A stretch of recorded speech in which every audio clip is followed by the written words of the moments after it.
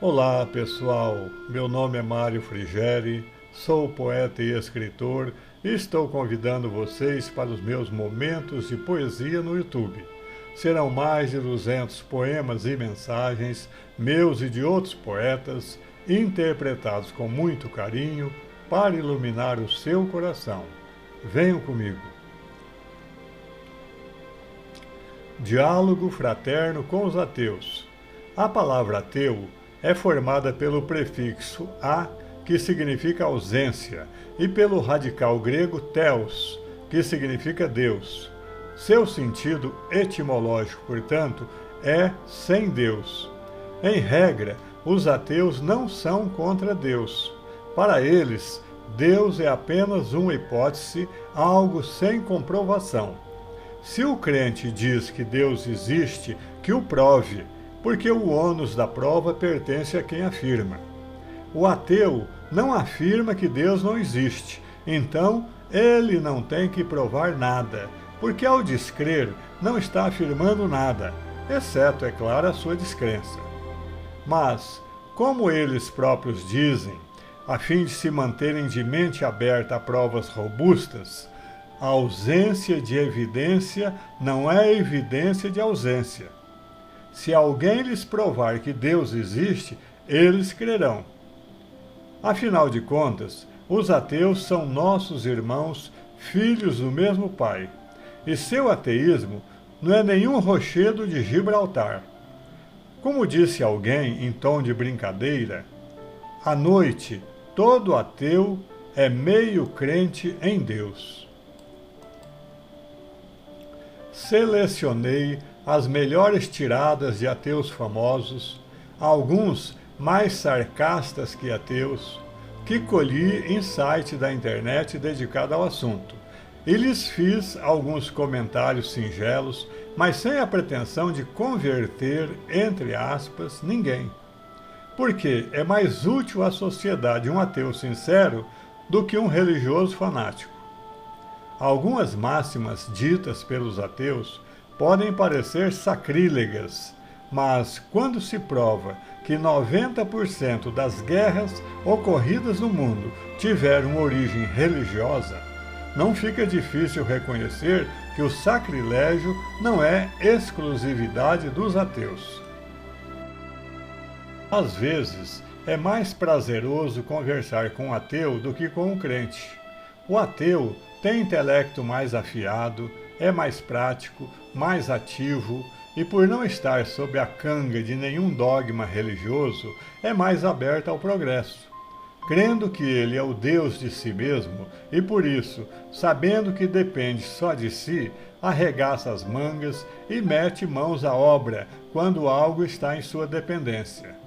O crente, com as honrosas exceções de estilo, é muito mais acomodado. Por quê?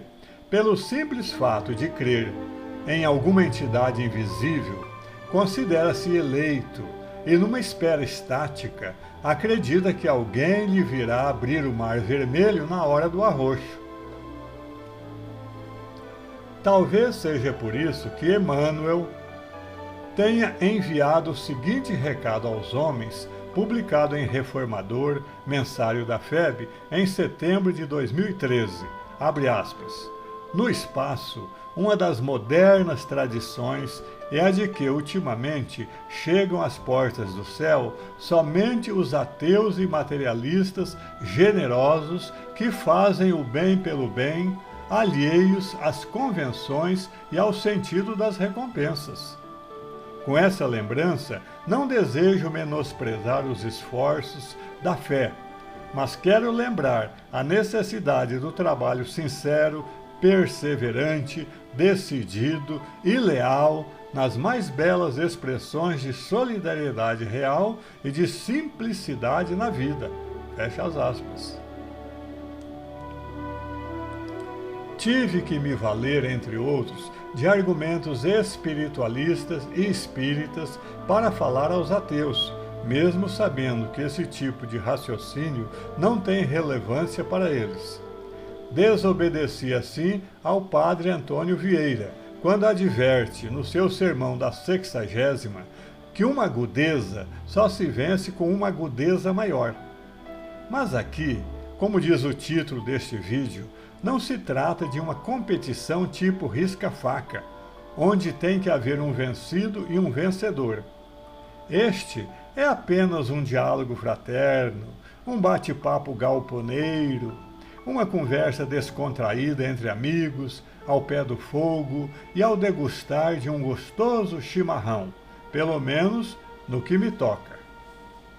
Com a devida vênia dos ateus, vamos então à mensagem. 1. Deus é um poder raciocinante superior. Escreveu Carl Sagan, abre aspas, a ideia de que Deus é um gigante barbudo de pele branca sentada no céu é ridícula. Mas, se com esse conceito você se referir a um conjunto de leis físicas que regem o universo, então claramente existe um Deus. Só que ele é emocionalmente frustrante. Afinal, não faz muito sentido rezar para a lei da gravidade. Fecha as aspas. Deus não é um velhinho de barbas brancas, o chamado Deus antropomorfo masculino das atuais religiões cristãs semipagãs. E Deus não é também um feixe de leis universais. Ele é a inteligência suprema do universo, causa primária de todas as coisas. As leis que regem o universo são criação sua, mas não são ele. Afirmar o contrário é confundir o efeito com a causa. Na definição de Einstein, Deus é um poder raciocinante superior que se revela no universo incompreensível. 2. O homem e o universo estão submetidos às leis universais criadas por Deus. Escreveu Arthur Schopenhauer. Abre aspas. Se é certo que um Deus fez este mundo, não queria eu ser esse Deus. As dores do mundo dilacerariam meu coração. Fecha as aspas. Escreveu André Cancian. Abre aspas. Jamais consideraríamos bondosa uma pessoa que, tendo o poder de criar um mundo sem dor, cria deliberadamente o contrário. Fecha as aspas. Escreveu Steve Nice. Abre aspas. Deus é um ser mágico que veio do nada, criou o universo e tortura eternamente aqueles que não acreditam nele, pois ele os ama. Fecha as aspas. O princípio do Evangelho segundo João revela que Jesus, por delegação divina, formou o planeta Terra, do qual é o governante supremo, fazendo desse mundo um verdadeiro oásis após alguns bilhões de anos de elaboração e depositando mais tarde nesse acolhedor berço planetário o homem em seus primeiros movimentos evolutivos.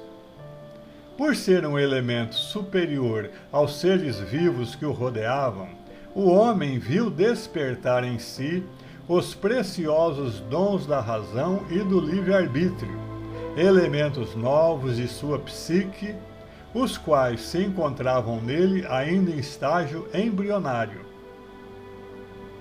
Submetido às leis universais a que tudo está sujeito e que regem a vida física, moral e espiritual de forma igualitária em todos os planetas, o homem começou a aprender empiricamente que a toda ação corresponde uma reação igual e em sentido contrário, como diz hoje a ciência. Ou, por outras palavras pronunciadas mais tarde por Jesus, a cada um será dado de acordo com as suas obras. As leis divinas são educativas e não punitivas, pois sua meta é guindar o ser consciente do micro ao macrocosmo, ou seja, transformar o homem em arcanjo. Na magistral definição de Leon Denis, a alma dorme na pedra, sonha na planta, sente no animal e desperta no homem. Pode-se acrescentar e sublima-se no anjo. Essa evolução se processa por meio da lei da reencarnação. O princípio imortal, ou alma, retorna continuamente à matéria, formando, por atração magnética no útero materno, envoltórios físicos de acordo com o grau evolutivo já alcançado até atingir a perfeição, como o aluno que passa por todas as classes até atingir a colação de grau. Logo, Deus não criou o mundo como se fosse uma sala de torturas para causar sofrimentos a seus filhos.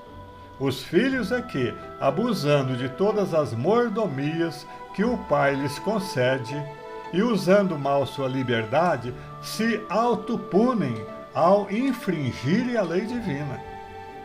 É o que diz o Eclesiastes 7:29, abre aspas, Deus fez o homem reto, mas ele se meteu em muitas astúcias, fecha as aspas. A mansão planetária é bela, o inquilino é que é um Sugismundo, pelo menos uma minoria, que por ser atrevida parece maioria. Não adianta o mundo ser um jardim se nesse jardim habitar uma fera. Quando o homem for melhor, e o sofrimento é um excelente lapidador desse diamante bruto, quando o homem for melhor, então o mundo será harmonioso e feliz. Quanto à lei da reencarnação, cabe aqui um adendo. Ela não faz parte do imaginário mitológico das nações, como acreditam alguns. É lei tão real quanto a lei da gravidade. Foi ensinada de forma imperfeita na aurora das grandes religiões, como no hinduísmo, sob o nome de metempsicose, e no judaísmo, como ressurreição, ganhando depois foros de cidadania científica no século XIX com Allan Kardec no Espiritismo. Kardec, a princípio, empregando todo o arsenal de seu poderoso raciocínio lógico, refutava a lei da reencarnação, mas foi vencido e convencido pela imensa caudal de provas carreadas em favor dessa lei pelas entidades superiores.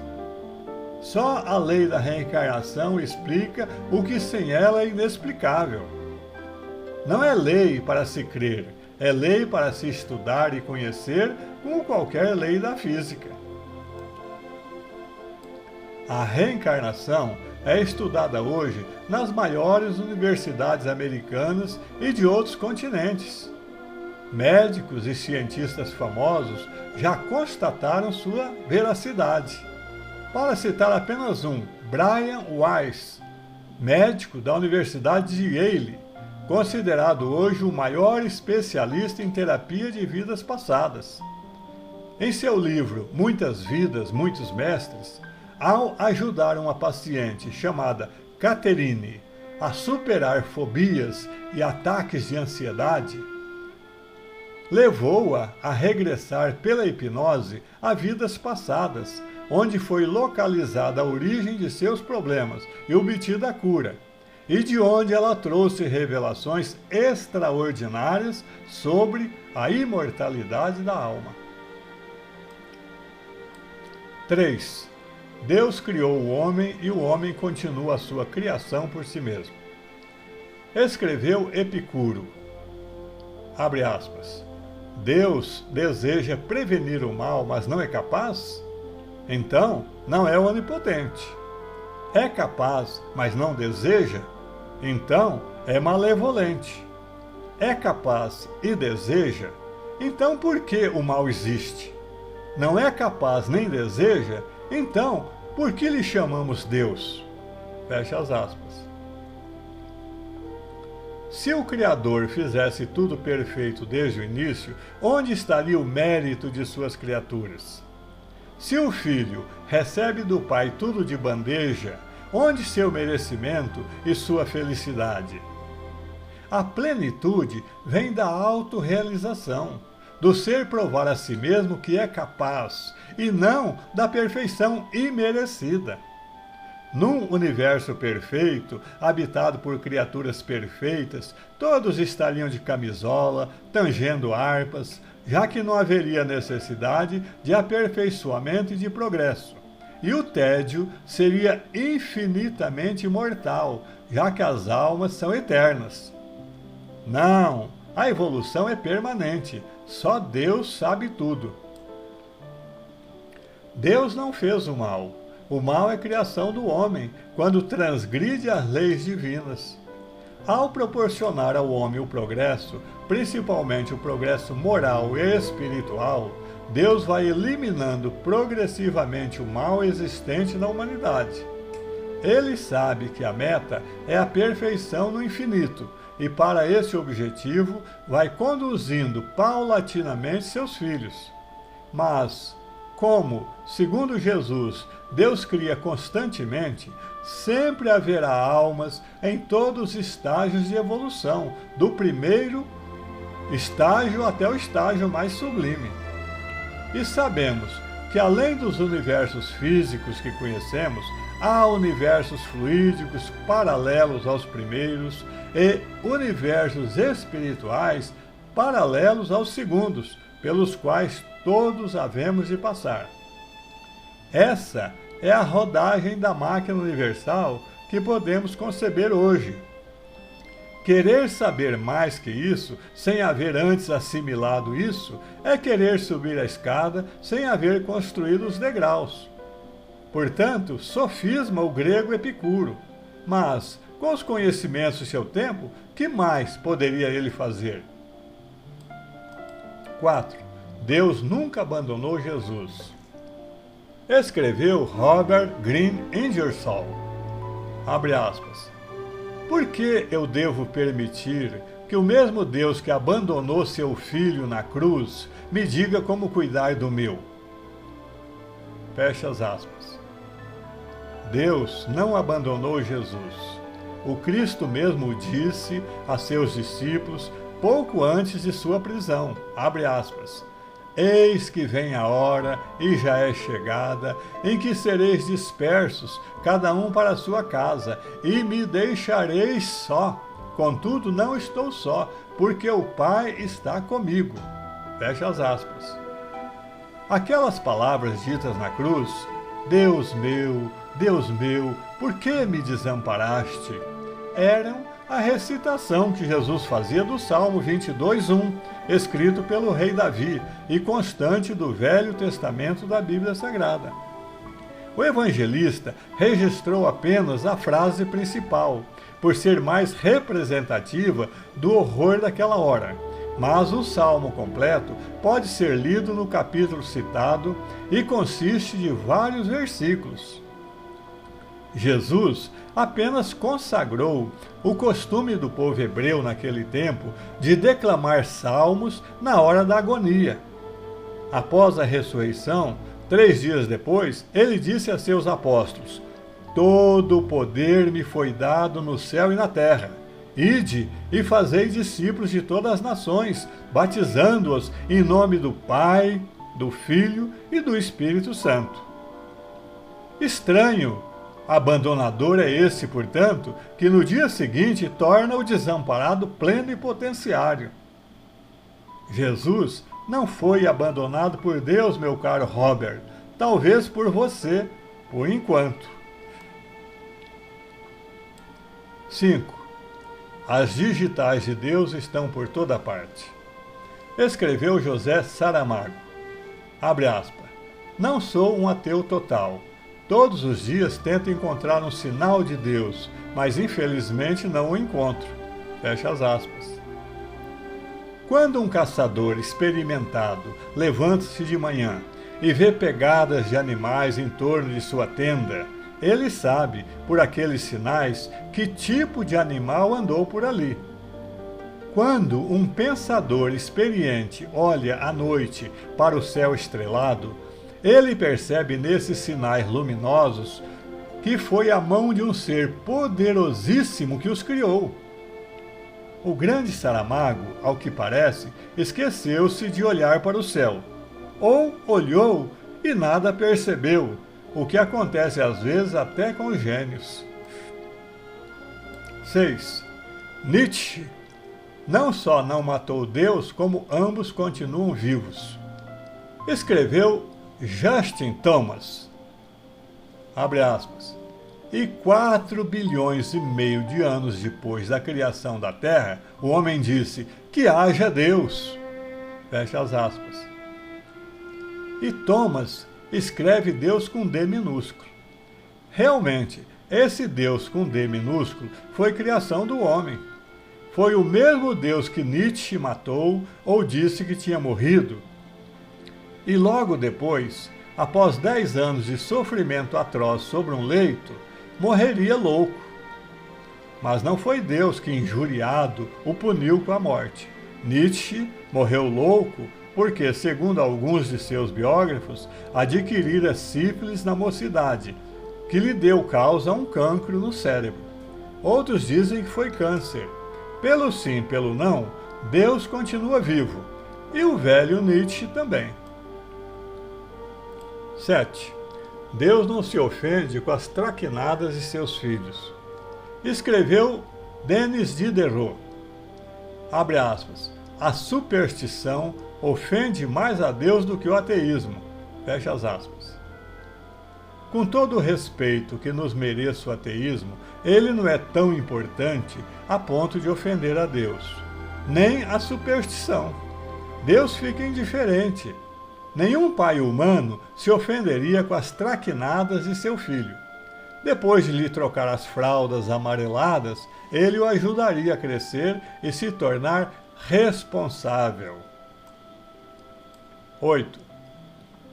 Deus é Espírito, e o homem foi criado à sua semelhança pelo Espírito. Escreveu Arthur Clarke, abre aspas, a afirmação de que Deus criou o homem à sua própria imagem está tic-taqueando como uma bomba relógio nas fundações do cristianismo, fecha aspas. Esse conceito sobre a criação do homem é de Moisés.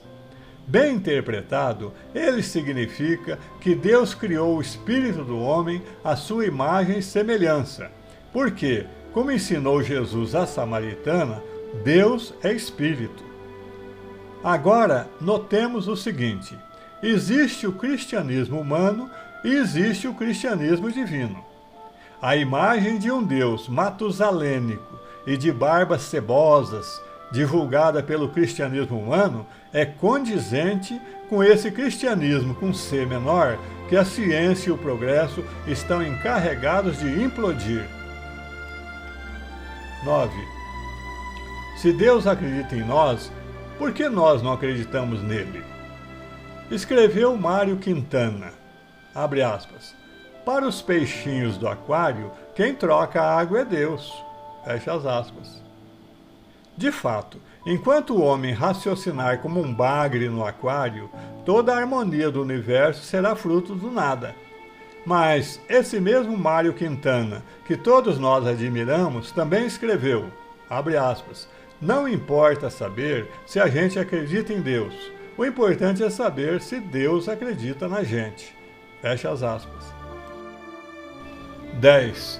Pilhérias a respeito de Deus demonstram a incompetência do homem para compreendê-lo. Escreveu Woody Allen, abre aspas, não só Deus não existe, como tente achar um encanador em fins de semana, fecha as aspas. Nada como um dito chistoso para levantar a galera. Mas quem dirige um filme como Meia-Noite em Paris é capaz de encontrar quantos encanadores quiser em qualquer dia do ano. Deus existe ou não existe, dependendo da consciência de luz ou de sombra em que o homem esteja imerso. E para finalizar, uma boa anedota. Perguntou certo esquimó a um missionário: se eu não soubesse nada sobre Deus e sobre o pecado, eu iria para o inferno? E o missionário respondeu: não, se você não soubesse, você não iria. Então o esquimó retrucou: então por que você me falou sobre isso?